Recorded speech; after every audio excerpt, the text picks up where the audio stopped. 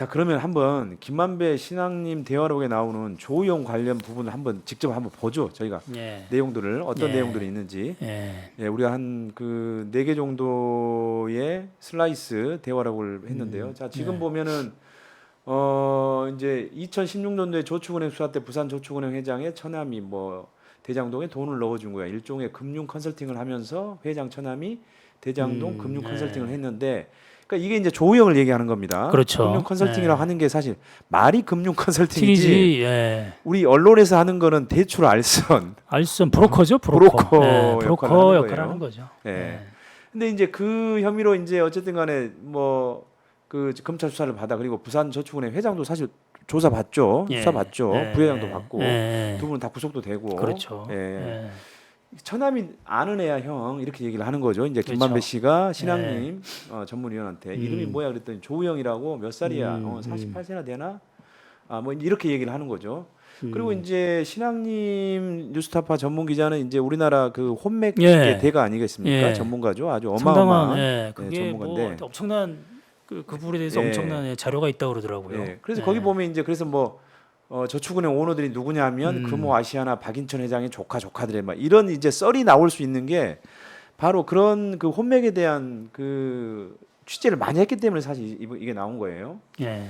자, 다음 이제 대화락을 보면은, 자, 이제 다른 기자를 통해서 찾아와. 예. 조우영이 그렇죠. 찾아온다고. 예. 예. 조우영이 나를, 형님 제가 이렇게 수사받고 있는데 다른 기자들분들이 해결을 못 해주는데 형님이 좀 해결해 주세요, 이렇게 청탁을 하고 있습니다. 예. 예. 그래서 김만배가, 그래? 그럼 형이 직접 가서 얘기는 어렵다. 내가 법조 오래 취재한 기자인데 내가 검사한테 가서 대검 가서 내가 다 안다. 솔직히 아는데 길배야, 조우영이 내 동생이니까 해줘라. 예. 하면 어떻게 되겠냐? 내가 돈 받고 해주는 거 알지? 죄송합니다. 네. 예, 성렬이 형 내 동생이야, 이렇게 어떻게 하냐? 그 당시에 윤석열이 대검 중수과장인데 박길배 공공이 남편이 주인 검사야. 그러니까 이거는 이제 공공이라고 하는 건 아마도 박길배 검사의 부인이 아마도 연예인일 거예요. 예. 연예인의 남편이다라고 하는 얘기를 그렇게 얘기를 한 것 같고요. 그래서 박영수를 소개해줘. 내가 박영수하고 김만배 씨는 굉장히 가까운 관계입니다. 그렇죠. 그리고 박영수와 윤석열도 굉장히 가까운 관계죠. 그렇죠. 예. 예. 아주 그거가요. 가까운 박영수 특검이 특검되자마자 이제 수사팀장을 윤석열 찍어서 예, 예. 한 거였으니까. 그렇죠. 예. 그러니까 이제 왜냐하면 나는 형 그 혈관을 다 아니까 무슨 말인지 알지. 그러니까 저기서 혈관이라고 하는 거는 검찰 인맥을 얘기하는 그렇죠. 겁니다. 인맥을 얘기하는. 예. 저기 네트워크 저거. 예, 자기가 다 안다는 거예요. 예, 그래서 예. 이제 김만배 씨가 조우영한테 SOS를 친 조우영한테 박영수 변호사를 소개해 주는 거예요. 그렇죠. 그 내용을 지금 예. 김만배가 설명을 하고 있는 거예요. 신앙님 예. 전문위원한테.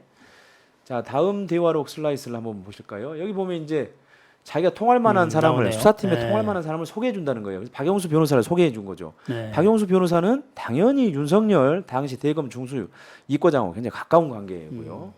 박영수가 조우영 사건 관련 진단을 하더니 나한테, 야, 그놈 보고 가서 덜덜덜 떨고 오니까 커피 한 잔 마시고 오라. 그래, 검찰 들어가서 대검에서 부르면 가서 커피 한 잔 마시고 오라고 그래.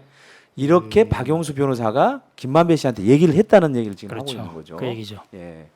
그래서 나도 모르고 그냥 조우영한테, 야, 형님이 그랬는데 커피 한 잔 마시고 오란다, 이렇게 조우영한테 전달을 해줘요. 예. 예. 그래서 진짜로 조우영이 검찰에 갔더니 조우영한테 커피 한 잔 주면서, 응, 얘기 다 들었지? 가 임마, 이러면서 보내더래.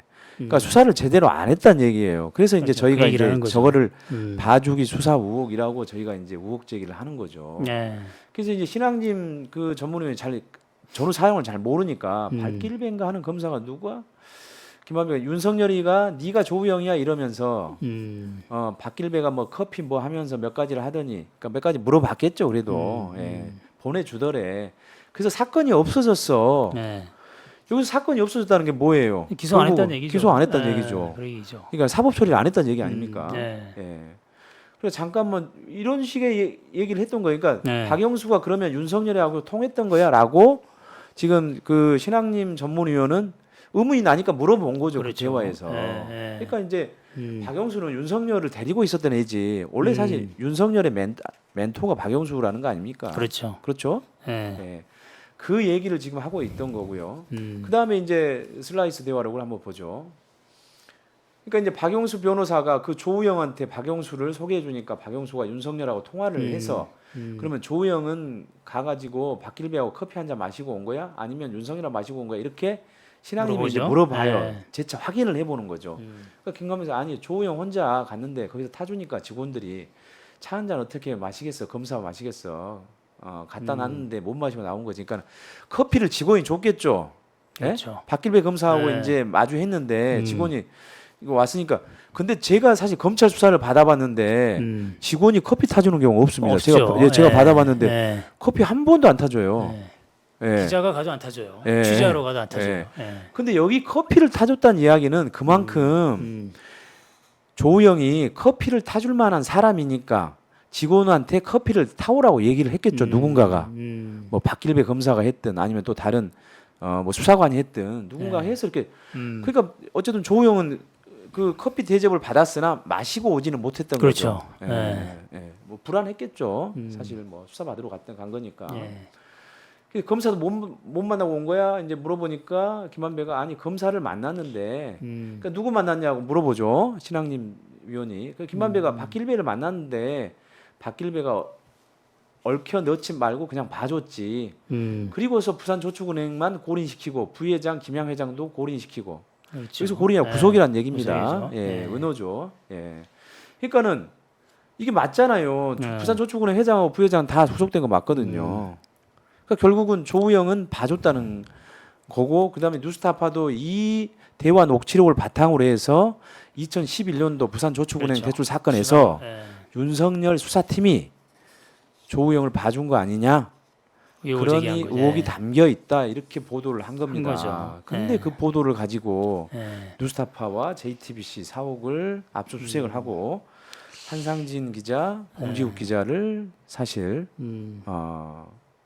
자택을까지도 압수수색을 한 거죠. 그렇죠. 야, 근데 아니 충분히 제기할 만한 의혹 제기가 있음에도 불구하고 보도를 안 하면 그거야말로 언론의 직무유기인 거죠. 그렇죠. 예. 예, 그거는 그래서 이런 얘기도 있더라고요. 그러니까 저기 대선 개입 여론조작 특별수사팀을 꾸렸을 때 그 무렵에 아마도 검찰에서는 그 단계에서는 저 녹취록을 저건 이제 뉴스타파 갖고 있는 거를 이제 공개한 거잖아요. 아마도 저 녹취록의 전부를 그 확보 못한 게 아니냐. 네. 만약에 저걸 봤으면 이거를 이게 허위 인터뷰다 이렇게 이제 단정 짓기가 좀 어렵잖아요. 이런 부분이 이렇게 강하게 얘기를 못할 텐데 네. 그래서 지금 그 수사팀 이름을 대선 개입 여론조작이라고 이렇게 한 걸 보면 아니, 한 당 상태에서는 저 녹취록의 전부를 다 못 본 거 아니냐 네. 이런 얘기도 있더라고요. 근데 뭐 그거는 뭐 물론 검찰은 이제 아니라고 주장할지 모르겠으나 그러니까 사실 이렇게 개연성 있는 의혹을 허위라고 이게 프레임하면 되겠습니까? 그러게 말이죠. 저도 묻고 싶죠. 그래서 도대체 네. 이게 뭐가 이게 허위냐 어느 부분이 아니, 여기서. 저기 예. 그 우리 이원석 검찰총장님 답변 한번 해보십시오. 아니, 이런 정도의 개연성 의혹을 보도하는 게 과연 그 기자 자택까지 압수수색하고 그다음에 이렇게 할 그런 사안인가요? 게다가 10명의 검사들까지 특수부 검사들까지 동원해가지고 특별수사팀까지 꾸려야 될 그런 사안입니까? 저 내용을 지금 인용 보도한 언론들도 다 이제 그 기자들도. 인용 보도한 다른 언론사, 타원 언론사, 뭐 MBC, 뭐 지금 아무튼 국민의힘에서 고발한 또 언론사들이 있죠. 예. 그래서 인용 보도한 그런 것까지 보겠다. 검찰 관계자 이제 그런 얘기까지 했었어요. 처음에 수사팀. 근데 그거는 이게 다른 시각에서 보면 일종의 언론 검열이에요. 그러니까 이거는 이게 니들이 취재한 내용들이 뭐길래 도대체 취재한 내용이 뭐냐? 라는 식으로 이제 보겠다는 취지죠. 그러니까 이거는 상당히 우리가 이른바 언론 자유의 그 언론 자유를 침해한다는 그런 민주주의의 근간인 이른바 언론의 자유 이런 부분을 침해할 수 있는 행위예요. 언론 검열 이런 부분이. 그래서 그런 얘기를 그렇게 또 기자들 앞에서 쉽게 그렇게 한다는 것 자체도 야, 참 세상이 이게 거꾸로 가고 있는 게 아닌가라는 그런 생각을 하게 돼요. 그래서 이게 아니 그 방통위도 요즘에는 이제 가짜 뉴스를 판별해가지고 원스트라이크 원스트라이크 한 번에 아웃을 봐서 이제 한다는데 하겠다는 거잖아요. 등록을 취소하겠다고 그러고 그다음에 검찰도 이게 예, 허위 인터뷰인지 아닌지를 감별하고 있고 이게 참 참 방통위 예. 위원장도 참 기자 출신이고 예. 이동관으로 그다음에 이제 방심인가요 거기도 방심위도 이제 그렇죠. 예, YTN 이죠? 거기도 YTN 예. 고위직까지 하신 기자 출신인데 다 언론계 선배들이기도 하고 예. 참 지금 그렇게 하는 걸 보면 참 이해가 잘 안 가죠. 그러니까 이제 뭐 폴리 패서가 있지만 또 폴리 저널리스트가 있는 거죠. 예. 예.